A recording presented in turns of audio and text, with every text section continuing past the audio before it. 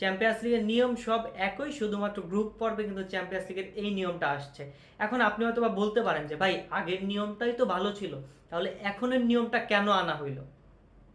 এখানে সর্বপ্রথম আপনাকে বুঝতে হবে যে চ্যাম্পিয়ন্স লিগের যে হাইপ এবং চ্যাম্পিয়ন্স লিগ টুর্নামেন্টটাকে আরও অধিক পরিমাণে জনপ্রিয় করতে উয়েফা কিন্তু 4টা দলকে এখানে ইনক্লুড করছে এবং গ্রুপ পর্বেই কিন্তু একটা প্রতিযোগিতা সৃষ্টি করেছে এবং সর্বোপরি চ্যাম্পিয়ন্স লিগের ম্যাচও কিন্তু অনেকাংশে বেড়ে যাচ্ছে।